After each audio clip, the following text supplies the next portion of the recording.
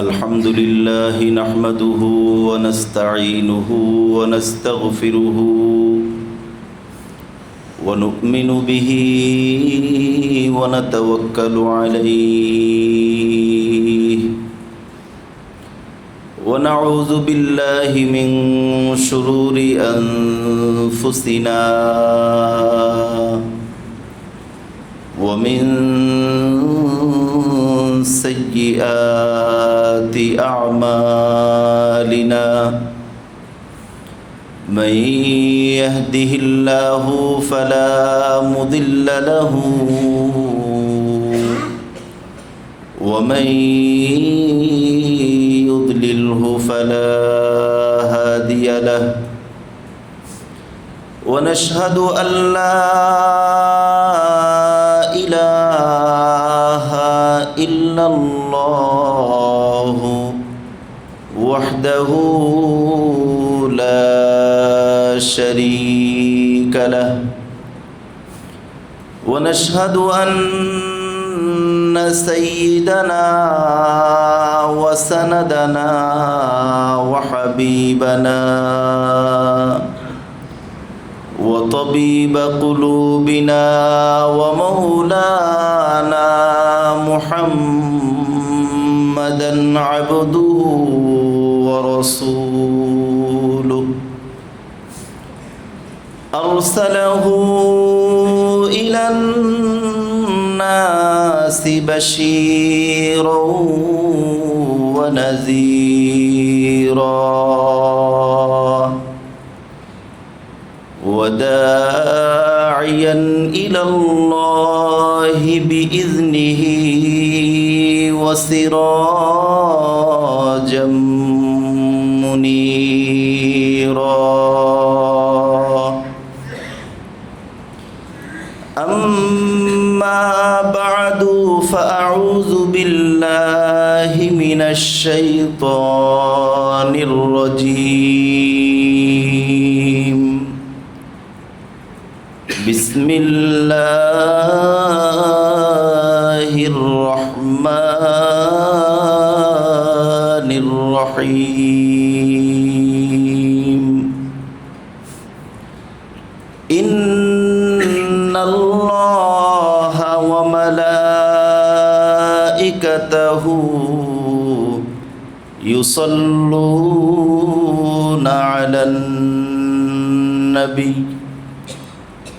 يا أيها الذين آمنوا صلوا عليه وسلموا تسليما وقال رسول الله صلى الله تعالى عليه وسلم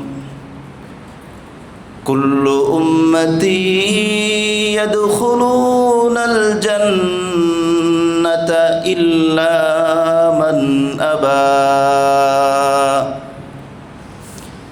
قيل ومن أبى يا رسول الله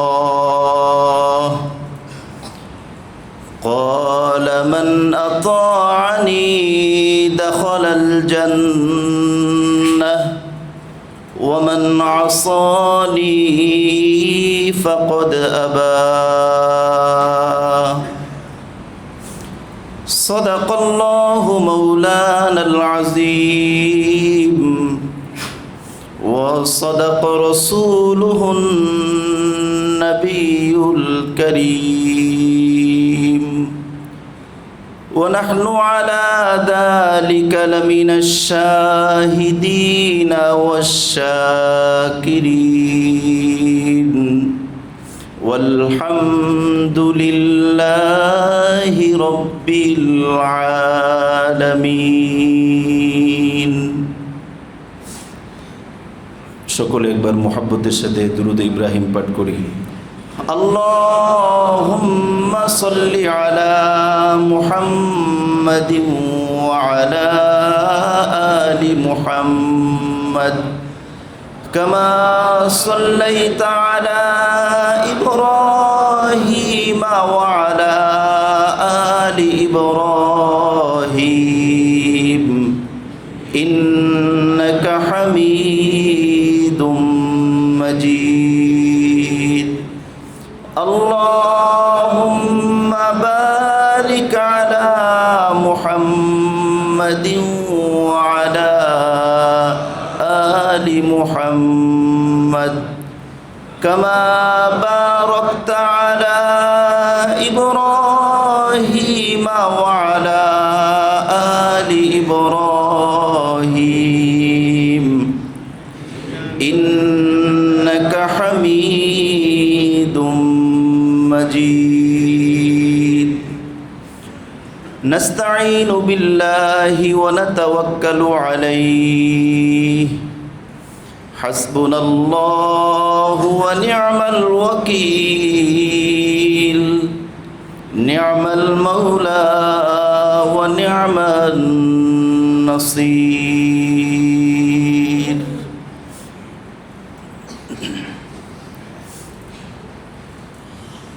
محترم و مکرم قابل احترام حضرات মুসল্লিন کرام আল্লাহ রব্বুল আলামিনের শাহী দরবারে লাখো কোটি শুকরিয়া আদায় করছি যে মহান আল্লাহ পাক আমাদেরকে একটি বরকতময় ঐতিহাসিক মাস রবিউল আউয়াল মাসে একটি পবিত্র দিনে আল্লাহ রব্বুল আলামিনের ঘর মসজিদে আসার জন্য সুযোগ করে দিয়েছেন। এজন্য আমরা সকলেই হৃদয়ের গভীর থেকে আল্লাহ রব্বুল আলামিনের শাহী দরবারে শুকরিয়া আদায় করি আলহামদুলিল্লাহ। রবিউল আউয়াল মাস একটি ঐতিহাসিক মাস। রবিউল আউয়াল মাস আসলে মুমিনের হৃদয়ে এক ধরনের আনন্দ, এক ধরনের স্পৃহা, এক ধরনের নবী প্রেম জাগ্রত হয়। কারণ এই মাসেই এই পৃথিবীর বুকে আগমন করেছিলেন বিশ্ব মানবতার মুক্তির দিশারি জনাবে মুহাম্মদুর রাসূলুল্লাহ সাল্লাল্লাহু আলাইহি ওয়াসাল্লাম। নবীজিকে ভালোবাসা, নবীজির প্রতি আবেগ, নবীজির প্রতি মোহাব্বত, এটাও ঈমানের অবিচ্ছেদ্য একটা অংশ। একজন মুমিন সে নবীজিকে ভালোবাসবে, একজন মুমিন তার আবেগ, নবীজির প্রতি আবেগ আসবে, এটাই স্বাভাবিক। এজন্য রবিউল আউয়াল মাস আসছে, নবীর প্রতি ভালোবাসা যেন আমাদের জাগ্রত হয়। নবীর প্রতি ভালোবাসার অন্যতম একটি মাধ্যম হচ্ছে নবীজির সিরাত অধ্যয়ন করা, নবীজির প্রতি দুরূদ শরীফ পাঠ করা। রাসূল সাল্লাল্লাহু আলাইহি ওয়াসাল্লাম যেই মিশন নিয়ে দুনিয়াতে এসেছেন ওই মিশন বাস্তবায়নের চেষ্টা করা, আল্লাহর জমিনে আল্লাহর দ্বীনকে প্রতিষ্ঠিত করা এবং নিজের ভিতরে, পরিবারের ভিতরে, সমাজের ভিতরে, গোটা পৃথিবীর ভিতরে নবীজির আনিত এই দ্বীনকে প্রতিষ্ঠিত করার জন্য আত্মনিয়োগ করা, এটা হচ্ছে নবী প্রেমের অন্যতম একটি কাজ। এজন্য আমরা নবীজির প্রতি ভালোবাসা অর্জনের চেষ্টা করব এবং নবীজি যেই সিরাত, যেই আদর্শ নিয়ে এসেছেন ওই আদর্শ ধারণ করার চেষ্টা করব।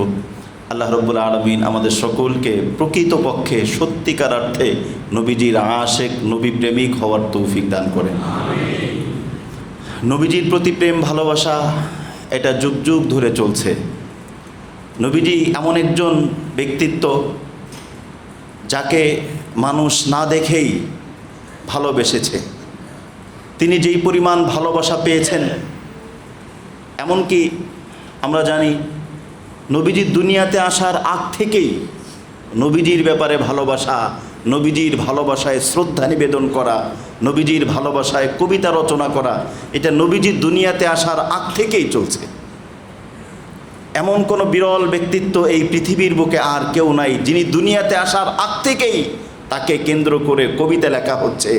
তার অপেক্ষায় গোটা পৃথিবী অপেক্ষমান ওই বিরল ব্যক্তিত্বর নাম হচ্ছেন মুহাম্মদুর রাসূলুল্লাহ সাল্লাল্লাহু আলাইহি ওয়াসাল্লাম। আমরা শুনেছি রাসূল সাল্লাল্লাহু আলাইহি ওয়াসাল্লাম দুনিয়াতে আসার প্রায় 600-700 বছর আগে তুব্বা আল হিময়ারি একজন শাসক, যিনি দেশ জয় করতেন। তিনি যখন দেশ জয় করতে করতে মদিনা মুনাওয়ারায় চলে আসেন। মদিনা মুনাওয়ারায় আসার পর তার কাছে মনে হলো এই শহরটা কেমন যেন, বিশেষ করে তাওরাতের মধ্যে যেই বিবরণ ছিল শেষ নবীর হিজরতের শহর, যেখানে খেজুর গাছ বেষ্টিত থাকবে, মনোমুগ্ধকর মনোরম একটা পরিবেশ বিরাজ করবে, যেটা এখনও আমরা দেখি। মদিনার পরিবেশ, মদিনার পরিবেশ একেবারেই গোটা পৃথিবী থেকে ভিন্ন মদিনার পরিবেশ। এজন্য মদিনার নাম আগে ছিল ইয়াসরিব। নবীজি যখন মদিনায় আসলেন তখন মদিনার নাম হচ্ছে মদিনাতুল মুনাওয়ারা, মদিনাতুর রাসূল সাল্লাল্লাহু আলাইহি ওয়াসাল্লাম। এজন্য আমরা শুধু মদিনা বলবো না, মদিনা শরীফ অথবা মদিনাতুল মুনাওয়ারা। সেখানে আসার পর তার কাছে কেমন যেন লাগে। তিনি তার সঙ্গে থাকা তাওরাতের পণ্ডিতদের সাথে পরামর্শ করলেন, তাদের সাথে কথা বললেন, আমি যে এলাকায় আসছি এই এলাকা কেমন যেন লাগে। তিনি বললেন, কেমন লাগবে না, এটা তো শেষ নবীর হিজরতের এলাকা, এখানে তো শেষ নবী হিজরত করবেন। শেষ নবী হিজরতের যেই চিহ্ন তাওরাতের মধ্যে বর্ণিত আছে, এই শহর হচ্ছে ওই শহর যেই শহরে শেষ নবী হিজরত করে আসবেন। একথা শোনার পর তার ভিতরে এমন আবেগ, এমন ভালোবাসা তৈরি হয়। জীবনে কত রাজ্য জয় করেছি, জীবনে কত মুকুট জয়ের নেশায় ঘুরেছি, এখন তো আমার মধ্যে এমন একটা প্রেম জাগ্রত হয়েছে। এখন আমার মনে হয় আমার জীবনের একমাত্র লক্ষ্য হচ্ছে শেষ নবীর জয় করা, শেষ নবীর কদম মুবারক জয় করা, শেষ নবীর জন্য নিজের জীবনকে উৎসর্গ করা। তিনি অপেক্ষা করতে থাকলেন, আমি এখানেই থাকবো, দেশ জয় আর করবো না, এবার আমার জীবনের মিশন শেষ নবীকে জয় করব। তিনি অপেক্ষায় থাকলেন। অপেক্ষায় থাকতে থাকতে জীবনের শেষ মুহূর্ত চলে আসলো, শেষ নবীর সাক্ষাৎ হলো না। মৃত্যুর আগ মুহূর্তে চোখ দিয়ে অশ্রু প্রবাহিত হচ্ছে, হৃদয়ে আবেগ উপচে পড়ছে, শেষ নবীর সাথে সাক্ষাৎ হলো না। তখন তিনি একটি কবিতা লিখলেন, শাহিদতু আলা আহমাদা আন্নাহু রাসূলুম মিনাল্লাহি বারিন নাসাম। নবীজি দুনিয়াতে আসার 600 থেকে 700 বছর আগের কথা এটা। নবীজি আসেন নাই দুনিয়াতে। কুরআনুল কারীমে যেই তুব্বা এর বর্ণনা এসেছে, আহুম কওমুন আম কওমু তুব্বা, আল্লাহ পাক বলেছেন তুব্বা হচ্ছে কওমে তুব্বা, অত্যন্ত শক্তিশালী একটা জাতি। ওই কওমে তুব্বা ওর বাদশা ছিলেন তুব্বা আল হিময়ারি। তখন তিনি কবিতা লিখলেন, শাহিদতু আলা আহমাদা আন্নাহু রাসূলুম মিনাল্লাহি বারিন নাসাম ওয়ালাউ মুদ্দা উমরি ইলা উমরিহি লাকুনতু ওয়াজিরান লাহু ওয়া ইবনু আম। হে মুহাম্মদ সাল্লাল্লাহু আলাইহি ওয়াসাল্লাম, বড় আশা ছিল আপনার সাথে সাক্ষাৎ হবে। আমার জীবন আপনার সংস্পর্শে ধন্য হবে, এটা আমার আশা ছিল। কিন্তু আশা তো পূরণ হলো না। আপনাকে না দেখে আমি সাক্ষ্য দিয়ে গেলাম, শাহিদতু আলা আহমাদা আন্নাহু রাসূলুম মিনাল্লাহি বারিন নাসাম। আপনি হচ্ছেন পুত পবিত্র চরিত্রের অধিকারী, আল্লাহর পক্ষ থেকে প্রেরিত রসূল মুহাম্মদুর রাসূলুল্লাহ সাল্লাল্লাহু আলাইহি ওয়াসাল্লাম। আপনাকে না দেখে আমি এই সাক্ষ্য প্রদান করে গেলাম। হাসরের ময়দানে যখন গোটা জাহান আপনার সুপারিশের জন্য ছুটতে থাকবে, আপনি একটু অনুগ্রহ করে আমাকে বেছে নিয়েন, আমিও আপনার একজন আশিক ছিলাম। এই নবী ছিলেন মুহাম্মদুর রাসূলুল্লাহ সাল্লাল্লাহু আলাইহি ওয়াসাল্লাম। সহিহ মুসলিমে এসেছে, জিমাম, হযরতে জিমাম যিনি মুসলিম ছিলেন, তিনি ছিলেন একজন ঝাড়ফুঁককারী কবিরাজ, ঝাড়ফুঁক করতে পারতেন। হাদিসের মধ্যে আসছে, ইন্না জিমামান কাদিমা মাক্কাতা ওয়া কানা ইয়ারকি মিন হাদিহির রিহ ফাসামিআ সুফাহা মিন আহলি মাক্কাতা ইয়াকুলুন ইন্না মুহাম্মাদান মাজনুন। নাউযুবিল্লাহ। সে যখন মক্কায় আসছে, আসার পরে শুনে কিছু লোকেরা বলছে যে মুহাম্মদ নাউযুবিল্লাহ পাগল হয়ে গেছে। জিমাম, তুমি তো ঝাড়ফুঁক করতে পারো, তুমি একটু তার কাছে গিয়ে তাকে একটু ঝাড়ফুঁক করো, তাকে যদি সুস্থ করতে পারো তাহলে আমরা অনেক মোটা অঙ্কের পুরস্কার তোমাকে দিব। জিমাম বলছে, কত রোগী ভালো করলাম, এটা আমার কাছে কোনো ব্যাপারই না, চলো আমাকে নিয়ে যাও, আমি এমনভাবে তাকে ঝাড়ফুঁক করব। জিমাম মুশরিক, তবে আল্লাহরে মানে মুশরিক, তবে বলে আমি এমনভাবে ঝাড়ফুঁক করব আল্লাহ পাক তাকে সুস্থতা দান করবে। নবীজির কাছে গিয়েছেন, নবীজির কাছে যাওয়ার পরে বলে, মুহাম্মদ ইন্নী উরকি মিন হাযিহির রিহ, আমি তো বিভিন্ন রোগ থেকে ঝাড়ফুঁক করি, শুনলাম তুমিও নাকি পাগল হইছো, তোমার মাথায় নাকি সমস্যা হয়েছে, আমি আশা করি তোমাকে এমন ঝাড়ফুঁক করব, ইন্নাল্লাহা ইয়াশফি আলা ইয়াদাইয়া মান শা, আমার হাতে আশা করি আল্লাহ তোমাকে সুস্থতা দান করবেন।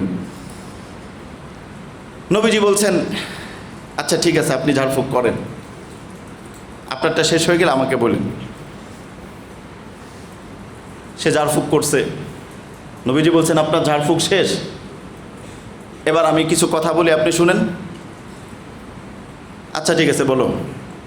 হাদিসে আসছে, নবীজি তখন বললেন, ইন্নাল হামদালিল্লাহ নাহমাদুহু ওয়া নাস্তাঈনুহু মান ইয়াহদিহিল্লাহু ফালা মুদিল্লা লাহু ওয়া মান ইউদ্লিলহু ফালা হাদিয়া লাহু ওয়া আশহাদু আল্লা ইলাহা ইল্লাল্লাহ ওয়াহদাহু লা শারীকা লাহু ওয়া আশহাদু আন্না মুহাম্মাদান আবদুহু ওয়া রাসূলুহু। এতটুকু পড়ছেন। জিমাম সাথে সাথে বলে, দাঁড়াও দাঁড়াও, ইফ, থামো, আইদ আলাইয়া হাউলাইল কালিমাত, আবার বলো। এতটুকু পর্যন্ত তুমি বলছো, এই কথাগুলো আবার বলো, আবার বলো, 2-3 বার বলো, বলতেই থাকো। রাসূল সাল্লাল্লাহু আলাইহি ওয়াসাল্লাম যখন 2-3 বার বললেন, জিমাম উচ্চ স্বরে বলে উঠছে, লাকাদ সামি'তু কাওলাল কাহানা, আমি অনেক গণকের কথা শুনেছি। লাকাদ সামি'তু কাওলাস সাহারা, আমি অনেক জাদুকরের কথা শুনেছি। লাকাদ সামি'তু কাওলাশ শুআরা, আমি অনেক কবিদের কথা শুনেছি। মুহাম্মদ, তুমি যে কথা বললে, এটা কোনো জাদুকরের কথার সাথে মিলে না, এটা কোনো কবির কথার সাথে মিলে না, এটা কোনো গণকের কথার সাথে মিলে না। আমার মনে হয় নিঃসন্দেহে তুমি এমন এক সত্যবাণী উচ্চারণ করছো, যেই সত্যবাণীকে মেনে নেওয়া প্রত্যেকটা বুদ্ধিমানের কাজ হবে। কাজেই হাতি ইয়াদাইকা, তোমার হাত বাড়ায় দাও। আসছিল কিসের জন্য? এই কথা বলেন, কিসের জন্য আসছিল? নবীকে ঝাড়ফুঁক করার জন্য। তখন কি বলছে? হাতি ইয়াদাইকা উবাইউকা আলাল ইসলাম, আরে তুমি হাত বাড়ায় দাও, আমি তোমার হাতে হাত রেখে ঘোষণা করি, আশহাদু আল্লা ইলাহা ইল্লাল্লাহ ওয়া আশহাদু আন্নাকা রাসূলুল্লাহ। জিমাম মুসলিম হয়ে গেলেন। এবং শুধু এটাই না, জিমাম মুসলিম হয়ে বলেন, আমিও মুসলমান হলাম, আমার গোত্রের সবাইকে মুসলমান বানানোর দায়িত্ব আমি নিয়ে নিলাম। এটা হচ্ছেন মুহাম্মাদুর রাসূলুল্লাহ সাল্লাল্লাহু আলাইহি ওয়াসাল্লাম। এজন্য নবীজির প্রতি আবেগ, ভালোবাসা, এটাও ঈমানের অঙ্গ। অনেকে দেখা যায় নবীর প্রতি আবেগ, ভালোবাসা নাই। নবীর প্রতি ভালোবাসা থাকা, আবেগ।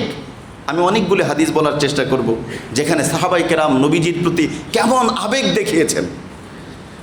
সহিহ মুসলিমের 2325 নম্বর হাদিস, হযরত আব্দুল্লাহ ইবনে মাসউদ রাদিয়াল্লাহু তাআলা আনহু বর্ণনা করেন, কানা রাসূলুল্লাহ সাল্লাল্লাহু আলাইহি ওয়াসাল্লাম ইযা তাওয়াদ্দা কাদু ইয়াক্তাতিলুনা আলা ওযুইহি, রাসূল সাল্লাল্লাহু আলাইহি ওয়াসাল্লাম যখন ওযু করতেন, সাহাবায়ে কেরাম ওই ওযুর পানি মাটিতে পড়ার আগেই নিজেরা কাড়াকাড়ি করে ওযুর পানি নিয়ে নিজের চেহারায়, নিজের মুখে, মাথায় ওই পানিকে বরকত মনে করে মেখে নিত। হাদিসের মধ্যে আসছে, সহিহ মুসলিমের 2325 নম্বর হাদিস। আরেকটা হাদিস আসছে সহিহ মুসলিমের 2406 নম্বর হাদিস, সহিহ বুখারীর 4210 নম্বর হাদিস। হযরত আলী রাদিয়াল্লাহু তাআলা আনহু বর্ণনা করেন, বাসাকা রাসূলুল্লাহ সাল্লাল্লাহু আলাইহি ওয়াসাল্লাম ফি আইনি আলাইয়া ফাবুরিআ, রাসূল সাল্লাল্লাহু আলাইহি ওয়াসাল্লাম খায়বারের দিন আমার চোখে আঘাত লেগেছিল। নবীজি তার থুতু মুবারক আমার চোখের মধ্যে দিয়ে দিলেন। সাথে সাথেই নবীজির থুতু আমার চোখে পড়ার সাথে সাথেই আমার চোখ পরিপূর্ণভাবে সুস্থ হয়ে উঠল। অপর হাদিসের মধ্যে আসছে, সহিহ বুখারীর 4438 নম্বর হাদিস, হযরত আয়েশা রাদিয়াল্লাহু তাআলা আনহা বর্ণনা করেন, আখিরু শাইইন দাখালা জাওফুন নবী সাল্লাল্লাহু আলাইহি ওয়াসাল্লাম রিqi, আখিরু শাইইন দাখালা জাওফান নবী সাল্লাল্লাহু আলাইহি ওয়াসাল্লাম রিqi হিনা আস্তাকু বিসিওয়াকি। নবীজি যখন মিসওয়াক করতেন, তখন আমি নবীজির কৃত মিসওয়াককে আমি নিজে করতাম বরকতের জন্য, আবার কখনো কখনো আমি নিজে নবীজির মিসওয়াককে নরম করে দিতাম। এবং নবীজি সর্বশেষ আমার জন্য সৌভাগ্য, নবীজি যখন দুনিয়ার থেকে চলে যান, আমি নবীজির মিসওয়াককে নরম করে দিয়েছিলাম।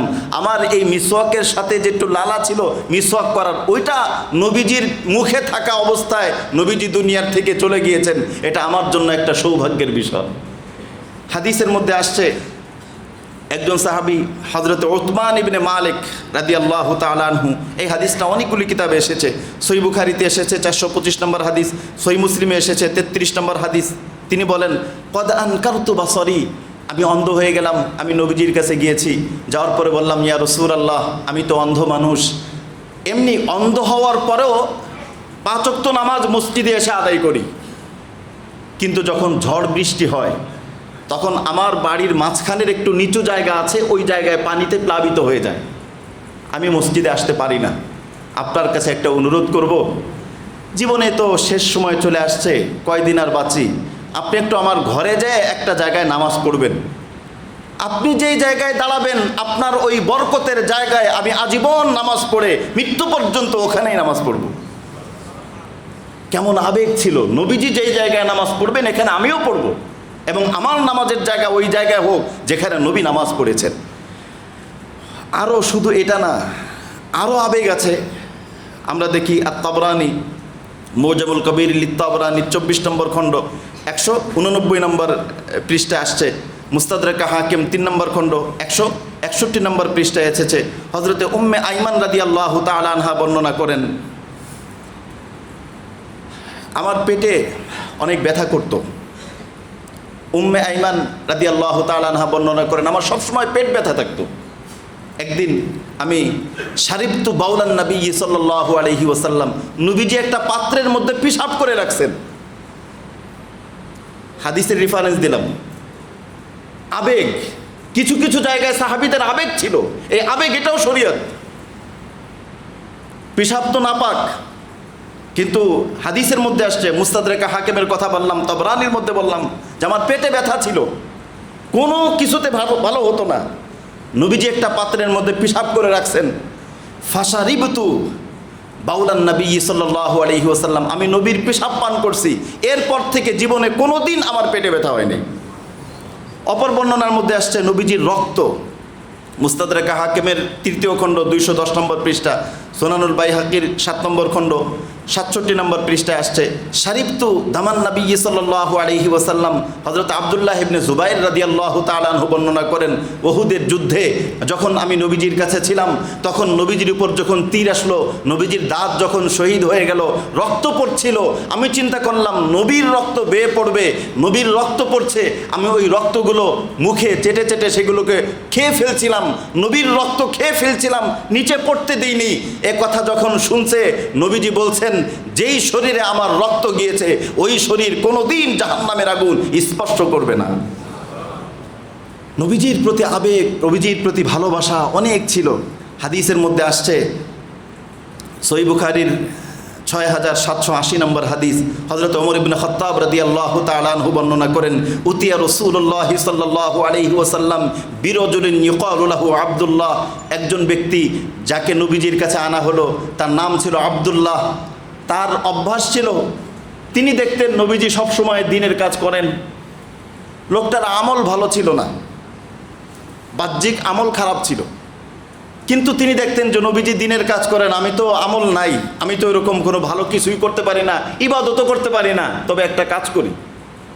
নবীজি যখন পেরেশান হয়ে থাকতেন, তিনি নবীজির কাছে এমন কিছু কথা বলতেন, নবীজি হেসে দিতেন। তিনি চিন্তা করতেন যে আমি নবীজিকে একটু হাসাবো।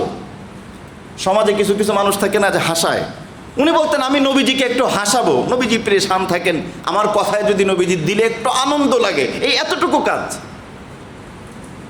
কিন্তু একদিন বললাম আমল ভালো ছিল না, মদ পান করছে, মদ পান করার পরে ধরা পড়ছে। তখন হাদিসের ইসলামী শাসন অনুযায়ী তাকে আঘাত করা হয়েছে, বেত্রাঘাত করা হয়েছে। যখন বেত্রাঘাত করা হয়েছে তখন এক ব্যক্তি বলছে, আল্লাহুম্মা আলআইনহু, আল্লাহ তুমি তার উপর লানত পেশ করো, তাকে আমি লানত দিলাম, অভিশাপ দিলাম। নবীজি সাথে সাথে বলছেন, এই ছেলে, ওই ব্যক্তিকে লানত করো না, ওই ব্যক্তিকে লানত করো না, কারণ আমি জানি ওই ব্যক্তি আল্লাহ এবং আল্লাহর রসুলকে মহব্বত করে, আল্লাহ এবং আল্লাহর রসুলকে ভালোবাসে, তাকে তুমি লানত করো না। নবীর ভালোবাসা কেমন ছিল! সাহাবায়ে কেরাম নবীজির থুতুকেও বরকতময় মনে করতেন, নবীজির প্রতি তারা আবেগময় কবিতা পেশ করতেন। আমরা জানি রাসূল সাল্লাল্লাহু আলাইহি ওয়াসাল্লাম যখন মক্কা থেকে হিজরত করে মদিনায় আসেন, তখন সানিয়াতুল ওয়াদা নামক স্থান, সেখানে মদিনার কিশোর কিশোরীরা নবীজির জন্য কবিতা পড়েছিলেন। বাকি এই কথাটা অতটা বিশুদ্ধ না, কারণ সানিয়াতুল ওয়াদা হচ্ছে এমন একটা জায়গা যেটা নাকি মক্কা থেকে মদিনায় যাওয়ার পথ না, এটা হচ্ছে সিরিয়া থেকে মদিনায় ঢোকার পথ। কাজে এই ঘটনা যেটা বর্ণনা করা হয়, এই ঘটনা বর্ণনা করেছেন সহিহ বুখারীর বিখ্যাত ব্যাখ্যা গ্রন্থ যিনি লিখেছেন ফাথুল বারী, হাফেজ ইবনে হাজার আসকালানী রহিমুল্লাহ, উনি এই ঘটনা লিখেছেন। তবে ঐতিহাসিকগণ বলেছেন এই ঘটনা সঠিক না। মূল ঘটনা হলো রাসূল সাল্লাল্লাহু আলাইহি ওয়াসাল্লাম যখন নাকি তাবুক থেকে মদিনায় ফিরছিলেন, কারণ তাবুক থেকে যেই পথে মদিনায় ফিরতে হয় ওই পথ হলো সানিয়াতুল ওয়াদা। ওই পথে নবীজি তাবুক থেকে মদিনায় ফিরছেন। মদিনার কিশোর কিশোরীরা, ছোট ছোট বাচ্চারা, তারা কবিতা পাঠ করছে, তলাল বদরু আলাইনা মিন সানিয়াতিল ওয়াদাই ওয়াজাবাশ শুকরু আলাইনা মাদা লিল্লাহি দাঈ আইয়ুহাল মাবউসু ফিনা জিতা বিল আমরিল মুতাঈ। বলছেন, হায় রে, আমাদের কি সৌভাগ্য, আমাদের কি সৌভাগ্য। এই পৃথিবীর ভাগ্য হচ্ছে, এই পৃথিবীর ভাগ্য রাতের বেলায় চাঁদ উদয় হয়, এটা পৃথিবীর ভাগ্য।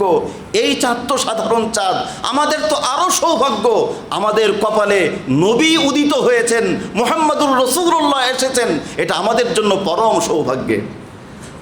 তিনি যেই বিষয় নিয়ে এসেছেন, যেই মিশন নিয়ে এসেছেন, এই মিশনকে আমরা শতভাগ বাস্তবায়ন করার চেষ্টা করব। হযরতে হাসান ইবনে সাবিত রাদিয়াল্লাহু তাআলা আনহু নবীজির ভালোবাসায় কবিতা লিখেছেন। নবীজি এই কবিতা শুনেছেন, নবীজি মুচকি হেসেছেন। হযরত হাসান ইবনে সাবিত বলেন, ওয়া আহসানু মিনকা লাম তারা কাত্তু আইনি ওয়া আজমালু মিনকা লাম তালিদিন নিসাউ। আপনার থেকে ভালো আমার এই দুই চোখ, আপনার থেকে সুন্দর কোনো দৃশ্য, সুন্দর কোনো চেহারা আমার এই দুই চোখ কোনোদিন দেখে নাই। ওয়া আজমালু মিনকা লাম তালিদিন নিসাউ, মেয়েরা কত সন্তান জন্ম দেয়, আপনার মতো এইরকম রত্ন, এরকম সৌভাগ্যবান, এরকম সুদর্শন কাউকে জন্ম দেয় নাই।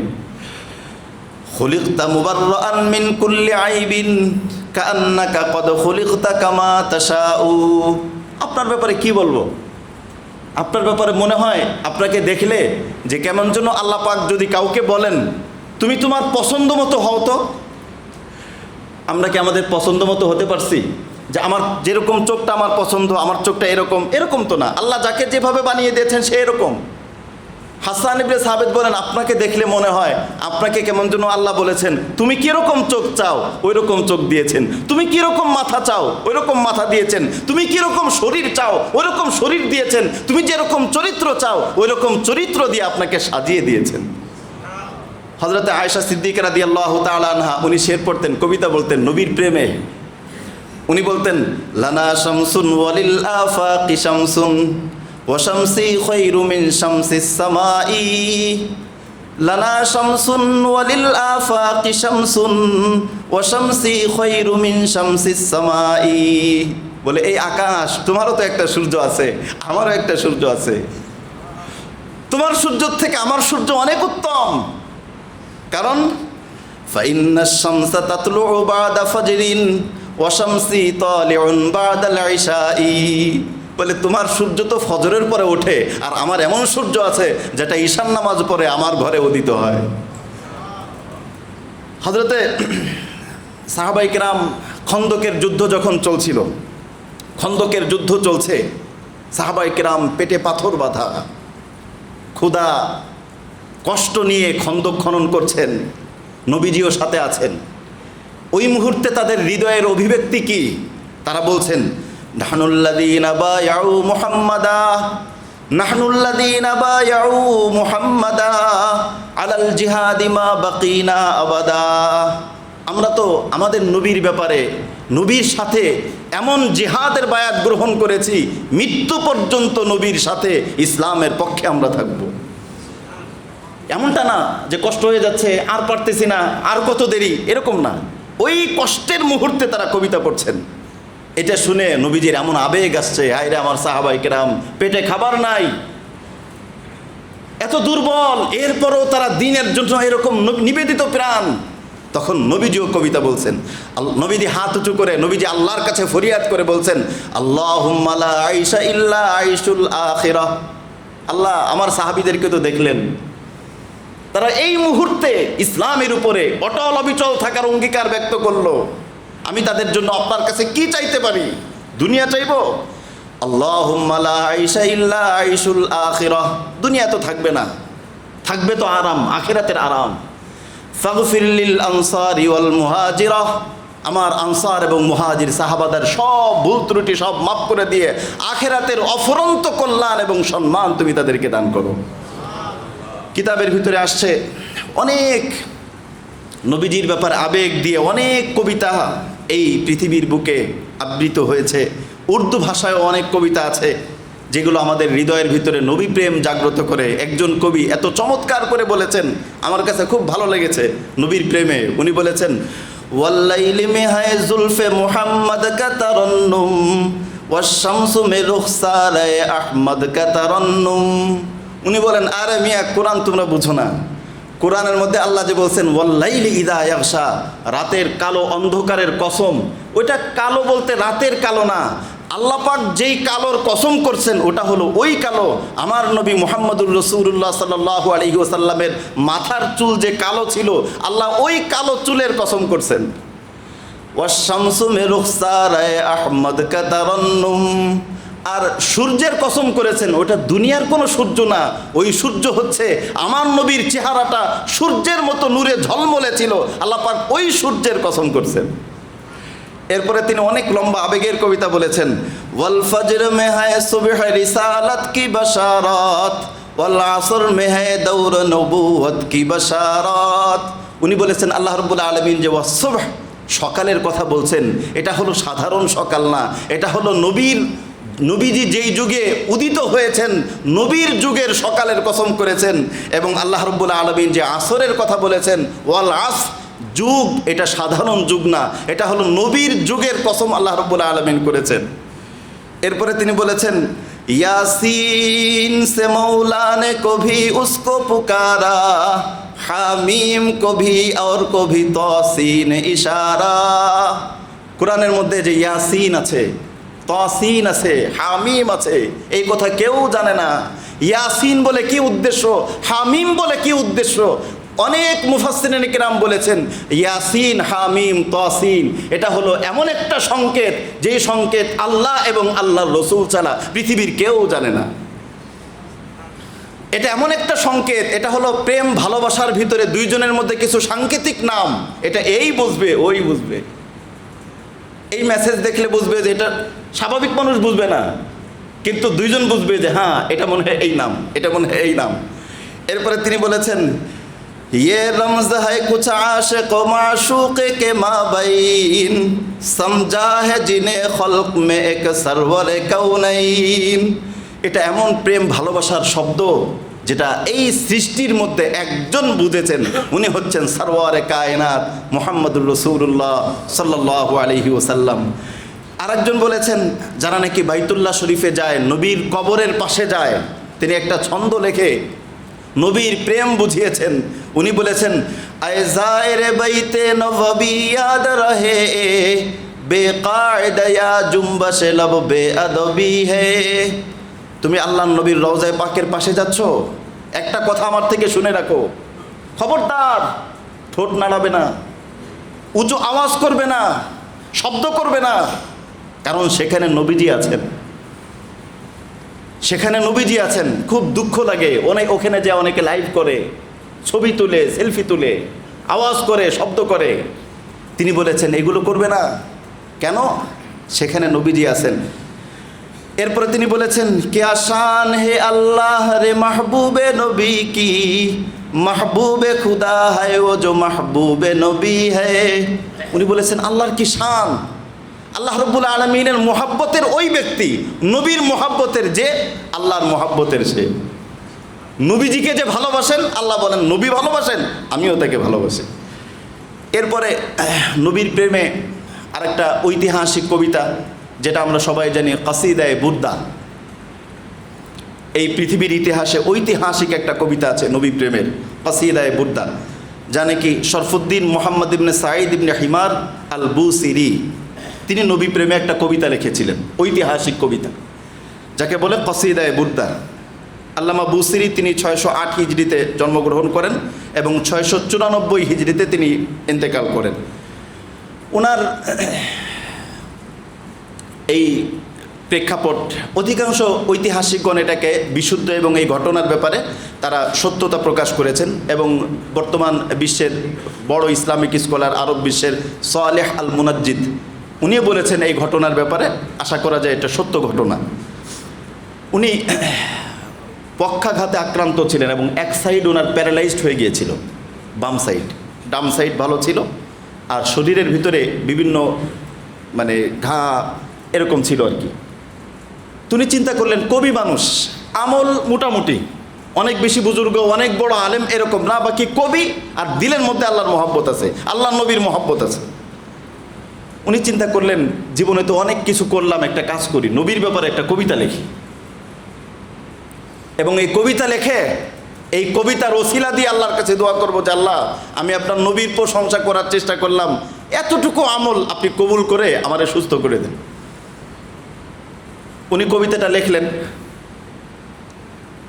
কবিতা লেখার পর কাউকে বলেননি, এই কবিতাটার কথা কাউকে বলেননি, একদম ভিতরে উনি রাখছেন।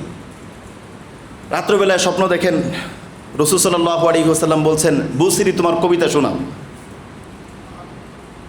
উনি কবিতা পড়া শুরু করলেন, চমৎকার কবিতা, এত অর্থপূর্ণ। মাওলায়া সাল্লি ওয়া সাল্লিম দাইমান আবাদা আলা হাবিবিকা খায়রি খালকি কুল্লিহিমি হুয়াল হাবিবুল্লাযী তুরজা শাফাআতুহু লিকুল্লি হাওলিম মিনাল আহওয়ালি মুকতাহিমি দাআ ইলাল্লাহি ফাল মুস্তামসিকুনা বিহি মুস্তামসিকুনা বিহাবলিন গায়রা মুনসাসিমি ফাকান নাবিয়িনা ফি খালকিন ওয়ালা খুলুকিন ওয়ালাম ইউদানুহু ফি ইলমিন ওয়ালা কারামি ওয়ানসুব ইলা যাতিহি মা শি'তা মিন শারাফিন ওয়ানসুব ইলা কুদরিহি মা শি'তা মিন আযমি। লম্বা কবিতা, 170টা লাইন আছে এটা, মানে পংক্তি। সর্বশেষ লাইন যেটা উনি বলেছেন, আবিয়াতুহা কদ আতাত সিত্তিনা মামিয়াতিন ফালরিজ বিহা কারবানা ইয়া ওয়াসিআল কারমি। নবীজি স্বপ্নের মধ্যে দেখেন, বুসিরি তুমি কবিতা পড়ো। কবিতা পড়ছে আর নবীজি মাথা নাড়াইতেছে। বুরদা, বুরদা মানে হচ্ছে চাদর। কবিতা শুনে নবীজির গায়ে একটা চাদর ছিল, ওই চাদরটা বুসিরির কাছে ফিকে দিয়েছে যে চাদরটা রাখো, তোমার শরীরে মুছে নাও। ওই চাদর শরীরের মধ্যে মুছে নিয়েছে। ঘুম থেকে ওঠার পর দেখে তিনি পরিপূর্ণ সুস্থ। এটা দেখার পর তিনি রাস্তায় বের হয়েছেন, সবাই অবাক, আরে বুসিরি এরকম সুস্থ হয়ে গেল, কাউকে তিনি বলেন নাই কিছু। এই কবিতা ঐতিহাসিক কাসিদায়ে বুরদা, কাউকে বলেন নাই তিনি এই কবিতার কথা। রাস্তায় বের হওয়ার পর ওই জামানার এক বুজুর্গ ছিল, ওনার সাথে দেখা। উনি বলছেন, বুসিরি তোমার কবিতা শোনাও। বলে কোন কবিতা? কবিতা তো অনেক আছে। বলে আরে না, রসুলের শানে যে কবিতা সেটা। বুসিরি একটু গোপন করতে চাচ্ছেন, বলছেন কোন কবিতা? রসুলের শানে তো অনেক কবিতার কথা। বলে যেটা তুমি আজকে রাত্রে রসুলুল্লাহকে শোনাইছো ওইটা। উনি বললেন কোনটা? তখন ওই ব্যক্তি বলছে, তুমি বোঝো না কোনটা? হুয়াল হাবিবুল্লাযী তুরজা শাফাআতুহু লিকুল্লি হাওলিম মিনাল আহওয়ালি মুকতাহিমি। এইটা। উনি বলেন, এইটা তুমি কেমনে জানো? এই কবিতা তো কেউ জানে না, এই কবিতা তুমি আবার মুখস্থ করছো, তুমি আবার জানো কেমনে? তখন সে বলছে, রাসূল সাল্লাল্লাহু আলাইহি ওয়াসাল্লাম যখন এই কবিতা শুনে মাথা নাড়াইতেছিল, আমিও তো পাশে ছিলাম। নবী প্রেমে, নবীর মোহাব্বত, নবীর ভালোবাসা এমন। আর এই কবিতার অর্থ যদি আপনারা শুনেন, কেমন যে লাগবে, কেমন মোহাব্বত নিয়ে একজন মানুষ কবিতা লিখতে পারে। ফাকান নাবিয়িনা ফি খালকিন ওয়ালা খুলুকিন, সমস্ত নবীদের থেকে যিনি আগায় গিয়েছেন, খলক চেহারা এবং চরিত্রের দিক দিয়ে সবার ঊর্ধ্বে। ওয়ালাম ইউদানুহু ফি ইলমিন ওয়ালা কারামি, ইলম এবং সম্মান মর্যাদা কোনো দিক দিয়ে পৃথিবীর কেউ তার ধারে কাছে পৌঁছতে পারে না। এজন্য নবীর, আমরা তো নবীর সিরাত পড়ি না, নবীর এই সিরাত, নবীর জীবনী পড়ে মুগ্ধ হয়ে একজন অমুসলিম মাইকেল হার্ট, যিনি দ্য 100 গ্রন্থের মধ্যে তিনি লিখেছেন মাই চয়েস অফ মোহাম্মদ সাল্লাল্লাহু আলাইহি ওয়াসাল্লাম to lead the list of the world's most influential person. উনি বলেছেন যে আমার গোটা পৃথিবীর মধ্যে যারা নেতৃত্ব দিয়েছেন এদের ভিতরে শীর্ষে উনি একজন খ্রিস্টান। উনি বলেছেন যারা পৃথিবীর মধ্যে নেতৃত্ব দিয়েছেন এদের মধ্যে শীর্ষে আমি রেখেছি মুহাম্মদকে। এটার কারণ কি? আমি যে রেখেছি, may surprise some readers and may be questioned by others. অনেক পাঠক এবং অনেক ব্যক্তি আমার কাছে এটা প্রশ্ন করেছে, আপনি এই কাজ কেন করলেন? আপনি একজন খ্রিস্টান, কিন্তু আপনি একজন মুসলিম নবী, তাকে সবার ঊর্ধ্বে 1 নম্বরে দিতেন। হ্যাঁ, 100 জন ব্যক্তি উনি লিখেছেন, গোটা পৃথিবীর শ্রেষ্ঠ 100 জন মানুষ, তা আপনি খ্রিস্টান হিসেবে আপনি প্রথম নম্বরে দেবেন হযরত ঈসার নাম, কারণ আপনি তাকে নবী মানেন। কিন্তু আপনি খ্রিস্টান, কিন্তু 1 নম্বরে মুহাম্মদকে দিয়েছেন, ওনাকে একটু পরে রাখতেন। উনি বলেছেন শোনো, এটার কারণ হলো, আমি বলি, but he was the only man in history. আমার জানা মতে তিনি হচ্ছে এই ইতিহাসের এমন একক ব্যক্তিত্ব, একজন না, একক ব্যক্তিত্ব, হু ওয়াজ সুপ্রিমলি সাকসেসফুল, যিনি পরিপূর্ণভাবে সর্বক্ষেত্রে সফল হয়েছেন। একক ব্যক্তিত্ব হচ্ছে মুহাম্মদুর রাসূলুল্লাহ সাল্লাল্লাহু আলাইহি ওয়াসাল্লাম। আরেকজন 20 শতাব্দীর অন্যতম খ্রিস্টান দার্শনিক ছিলেন জর্জ বার্নার্ড শ। তিনি বলেছেন, I have always held the religion of Muhammad সাল্লাল্লাহু আলাইহি ওয়াসাল্লাম এ ডিগনিফাইড পজিশন। তিনি বলেছেন, আমি সবসময় মুহাম্মাদের ধর্মকে সবার ঊর্ধ্বে রেখেছি। মুহাম্মাদের ধর্ম সবার ঊর্ধ্বে, কারণ it is the only religion which can make itself appeal to every age. এটা এমন একটা ধর্ম যেটা সর্বযুগে চলে, আধুনিক যুগ হোক, আগের যুগ হোক, নতুন যুগ হোক, সর্বক্ষেত্রে যেই ধর্মটা চলে, যেই ধর্মটা প্রভাব বিস্তার করতে পারে, ওই ধর্ম হচ্ছে মুহাম্মাদের ধর্ম। এজন্য আমি ওই ধর্মটাকে সবার ঊর্ধ্বে রেখেছি। এজন্য সৈয়দ সুলাইমান নদভী রহমতুল্লাহি আলাইহি উনি লিখেছেন, ইন কুনতা রাইয়ান আও আমিলান ফানজুর ইলা মুহাম্মদ। হে মানুষ, তুমি যদি রাখাল হও অথবা শ্রমিক হও, মুহাম্মদুর রাসূলুল্লাহ সাল্লাল্লাহু আলাইহি ওয়াসাল্লামের দিকে তাকাও। তিনি মক্কার অলিতে গলিতে রাখাল ছিলেন, তার আদর্শ কি এটাও তোমার জন্য আদর্শ। ইন কুনতা তাজিরান, তুমি যদি ব্যবসায়ী হও তাহলে ফানজুর ইলা তাজিরি সুদুকুল আমিন মুহাম্মাদিন সাল্লাল্লাহু আলাইহি ওয়াসাল্লাম। মক্কা এবং সিরিয়ার ব্যবসায়ী মুহাম্মদুর রাসূলুল্লাহর জীবনের দিকে তাকাও, এটাও তোমার জন্য আদর্শ। ওয়া ইন কুনতা যাওজান, যদি তুমি স্বামী হয়ে থাকো, ফানজুর ইলা যাওজি খাদিজাতা ওয়া আয়েশাতা মুহাম্মাদিন সাল্লাল্লাহু আলাইহি ওয়াসাল্লাম। আয়েশা এবং খাদিজার স্বামী মুহাম্মদ সাল্লাল্লাহু আলাইহি ওয়াসাল্লামের জীবনী তোমার জন্য আদর্শ। ওয়া ইন কুনতা আবান ফানজুর ইলা আবি ফাতিমাতা মুহাম্মাদিন সাল্লাল্লাহু আলাইহি ওয়াসাল্লাম। তুমি যদি বাবা হয়ে থাকো তাহলে ফাতিমার বাবা মুহাম্মদ সাল্লাল্লাহু আলাইহি ওয়াসাল্লামের জীবনী তোমার জন্য আদর্শ। ওয়া ইন কুনতা ফাতিহান ফানজুর ইলা ফাতিহি মক্কাতা ওয়া খায়বারা মুহাম্মাদিন সাল্লাল্লাহু আলাইহি ওয়াসাল্লাম। তুমি যদি বিজয়ী হয়ে থাকো, তুমি যদি জয় করে থাকো, তাহলে মক্কার বিজয়ী বীর, খায়বারের বিজয়ী বীর মুহাম্মদ সাল্লাল্লাহু আলাইহি ওয়াসাল্লামের জীবনী তোমার জন্য আদর্শ। ওয়া ইন কুনতা মাজলুমান ফানজুর ইলা মুহাম্মাদিন ইয়াউমা তাইফা ওয়া হুনাইনা। তুমি যদি নির্যাতিত হয়ে থাকো, মাজলুম হয়ে থাকো, তাহলে তায়েফ এবং হুনাইনের নির্যাতিত ব্যক্তি মুহাম্মদ সাল্লাল্লাহু আলাইহি ওয়াসাল্লামের জীবনী তোমার জন্য আদর্শ। এক কথায় বলতে গেলে, ওয়া ইন কুনতা হাকিমান, তুমি যদি রাষ্ট্রপ্রধান হয়ে থাকো, ফানজুর ইলা মুহাম্মাদিন সাল্লাল্লাহু আলাইহি ওয়াসাল্লাম। মদিনার রাষ্ট্রপ্রধান মুহাম্মদ সাল্লাল্লাহু আলাইহি ওয়াসাল্লামের জীবনী তোমার জন্য আদর্শ।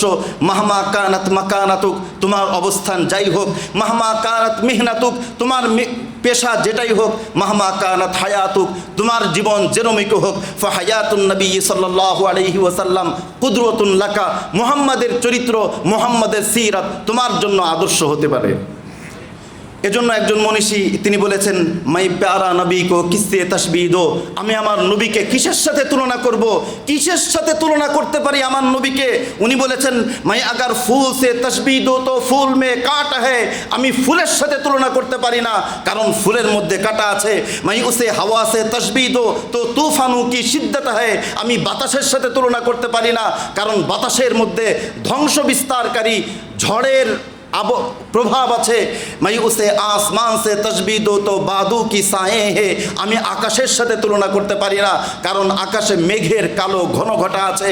মাই উসে সমন্দর সে তশবিহ দো তো লাহরু কি তুফান হে, আমি তাকে সমুদ্রের সাথে তার তুলনা করতে পারি না, কারণ সমুদ্রের ভিতরে প্রলয়ঙ্কারী ঝড় আছে, ঢেউ আছে।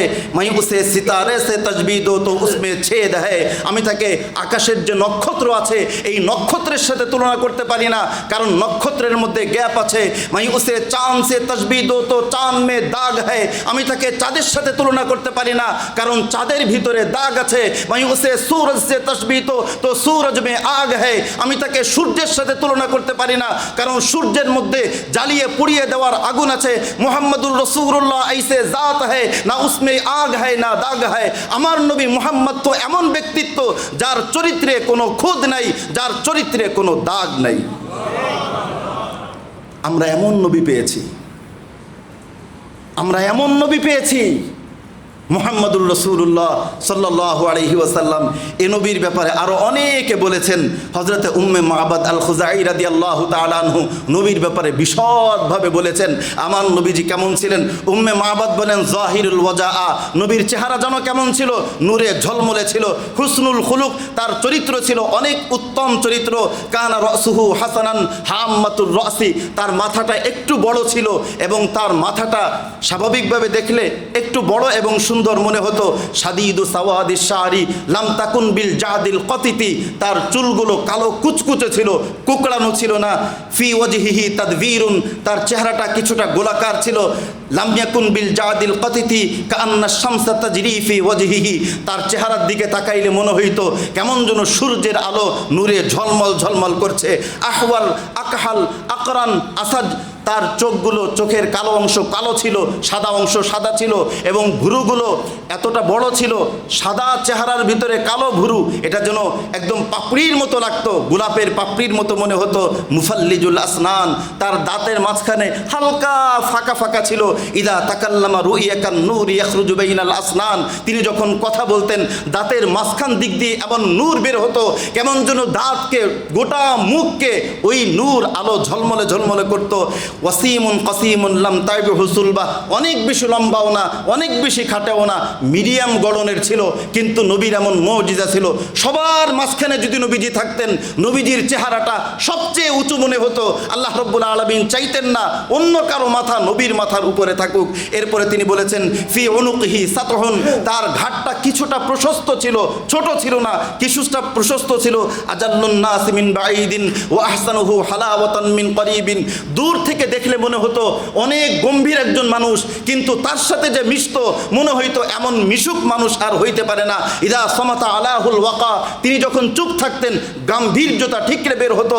ও ইদা তাকাল্লামা আলাহুল বাহা, তিনি যখন কথা বলতেন মনে হতো কথা বলছেন না, তিনি মুক্তা ঝরাইতেছেন। লা মাসাস্তু ওয়া ইদা সামাতা আলাহুল ওয়াকার, এরপরে তিনি বলেছেন যে ওয়ালাহু রুফাকা ইয়াহফুনা বিহি, তার কিছু সাথী ছিল সব সময় তাকে ঘিরে রাখতো। ইদা ক্বালা ইসতামিউ লাহু, যখন তিনি কোনো কথা বলতেন তখন মনোযোগ দিয়ে কথাকে শুনতেন। ওয়া ইদা আমারা তাবাদারু ইলা আমরিহি, তিনি কোনো নির্দেশ দিলে ওই নির্দেশ পালনের জন্য একদম শিকারীর মতো তিনি নির্দেশ পালনের জন্য ক্ষিপ্ত হয়ে ছুটে যেতেন। ইদা রাআহু বাদাহাতান হাবাহু, হঠাৎ করে কেউ তাকে দেখলে ভয় পেয়ে যেত। ওয়া ইদা খালাতাহু মারিফাতান আহাব্বাহু, তার সাথে কেউ মিশলে তাকে মুহাব্বত করতে, তাকে ভালোবাসতে বাধ্য হয়ে যেত। ওয়া ইয়াকুলু নাইতুহু, তার প্রশংসাকারী বলতো, তার ব্যাপারে যদি কেউ প্রশংসা করতো তাহলে বলতো লাম আরা ক্বাবলাহু ওয়ালা বাদাহু মিসলাহু, আমার জীবনে শুরুতে এবং শেষে এরকম কোনো ব্যক্তির সাথে আমার সাক্ষাৎ হয় নাই। হযরত আনাস রাদিয়াল্লাহু তাআলা আনহু বলেছেন, লা মাসাস্তু খাজদান ওয়ালা হারিরান, আমি জীবনে অনেক মিশকো, আমি জীবনে অনেক নরম জিনিস স্পর্শ করেছি, আমি অনেক মুলায়েম জিনিস স্পর্শ করেছি। নবীর হাত এত মুলায়েম ছিল, এর চেয়ে মুলায়েম নরম কোনো জিনিস আমি স্পর্শ করি নাই। ওয়ালা শামামতু মিসকান কত্তু ওয়ালা আইতরান কানা আতইয়াবু মিন ইরকি রাসূলিল্লাহি সাল্লাল্লাহু আলাইহি ওয়াসাল্লাম। অনেক সুগন্ধি মেখেছি, নবীর ঘামের মধ্যে এমন সুগন্ধি ছিল, আমি জীবনে কোনোদিন কোনো সুগন্ধির মধ্যে নবীর ঘামের মতো সুগন্ধি আমি পাই নাই। হযরতে জাবির বলেন, রাআইতু রাসূলুল্লাহি সাল্লাল্লাহু আলাইহি ওয়াসাল্লাম ফি লাইলাতিল উদহিয়ান। এই দুনিয়ার মানুষ, তোমাদের কাছে সত্য কথা বলি, একদিন পূর্ণিমার চাঁদে আমি রাত্রিবেলায় বের হলাম নবীর সাথে, আমি একবার চাঁদের দিকে তাকাই, একবার নবীর চেহারার দিকে তাকাই, আমি সত্য করে বলছি, ফাজআলু আনজুরু ইলাইহি ওয়া আনজুরু ইলাল কমার ফালাহু ইনদি আহসানু মিনাল কমার। আমি চাঁদের দিকে তাকাই, দেখলাম চাঁদের ভিতরে কালো দাগ আছে, সুন্দর দেখায় না। আমার নবীর চেহারার দিকে তাকাই, দেখলাম কোনো দাগ নাই, এত মনোমুগ্ধকর চেহারা, আমি চেহারার দিকে তাকিয়েই থাকলাম। এরকম সুন্দর চেহারার মানুষ পৃথিবীতে হইতে পারে না। এটা হলো আমাদের নবী মুহাম্মদুর রাসূলুল্লাহ সাল্লাল্লাহু আলাইহি ওয়াসাল্লাম। রবিউল আউয়াল মাস বেশি,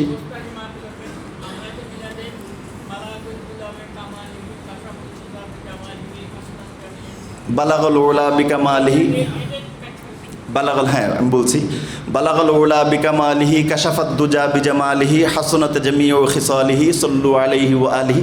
এটা হচ্ছে একটা কবিতা, যেই কবিতাটা শেখ সাদি রহমতুল্লাহি আলাইহি নবীজির ব্যাপারে রচনা করেছেন। এটা কবিতা, এটা দুরূদ শরীফ না। অনেকে মনে করে এটা মনে হয় দুরূদ শরীফ, এটা দুরূদ শরীফ না, এটা হলো একটা কবিতা। এটাও সুন্দর কবিতা। বালাগাল উলা বিকামালিহি কাশাফাত দুজা বিজামালিহি হাসনাত জামিউ খিসালিহি সাল্লু আলাইহি ওয়া আলিহি। অনেক চমৎকার একটা কবিতা। যাই হোক, আমরা রবিউল আউয়াল মাস ব্যাপী নবীজির জীবনের এক একটা বিষয় নিয়ে আমরা আলোচনা করব। আমি প্রত্যেকের কাছে অনুরোধ করব, নবীজি কেমন আমরা তো দেখলাম, ওই নবীর সুন্নত আমার জীবনে থাকুক, ওই নবীর আদর্শ আমার জীবনে থাকুক, ওই নবীর আদর্শ আমাদের সমাজে থাকুক, ওই নবীর আদর্শ অনুযায়ী যেন দেশ প্রচালিত হয়, এই প্রচেষ্টা আমাদের থাকুক। আল্লাহ রাব্বুল আলামিন আমাদের সকলকে যে কথাগুলো বলা হলো, আল্লাহ পাক আমাদেরকে আমল করার তৌফিক দান করেন।